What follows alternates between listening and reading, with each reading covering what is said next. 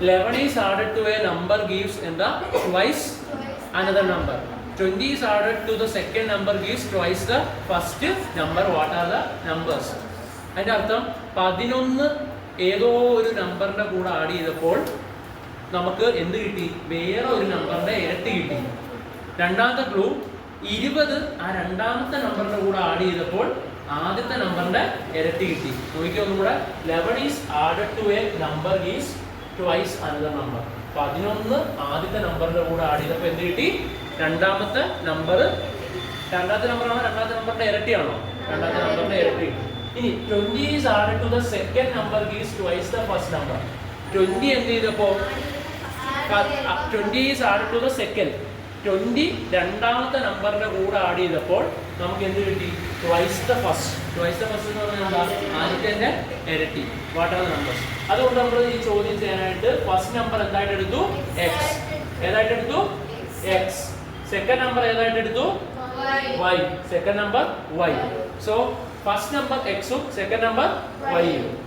ഇനി നമുക്ക് പറയാനുള്ളത് ഫസ്റ്റ് ക്ലൂവിലേക്ക് നോക്കുക, അത് എഴുതണം. 11 is added to a number gives twice the another number. 11 നമ്മൾ ആ തന്നിരിക്കുന്ന സെന്റൻസിനെ അതേ ഒരു മാത്തമാറ്റിക്കൽ ഇക്വേഷൻ ആക്കിയാൽ മതി.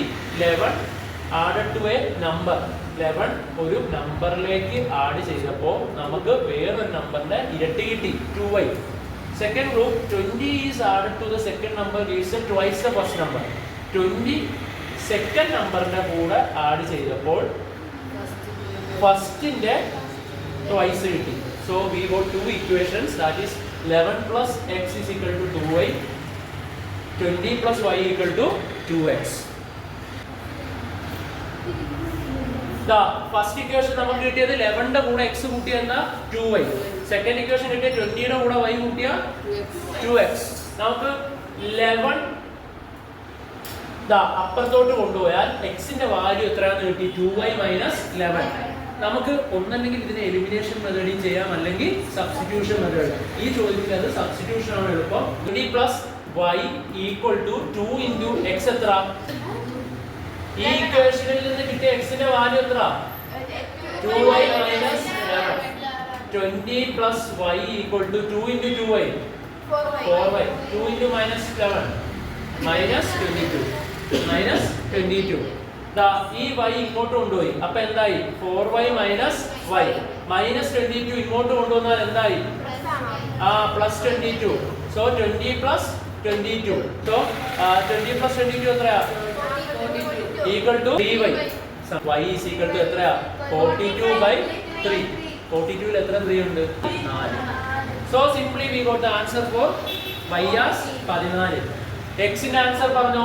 x is equal to 2 into 14 minus 11. 2 into 14 28 minus 11. 28 minus 11 28 ന്ന് 11 കുറച്ചാ 17.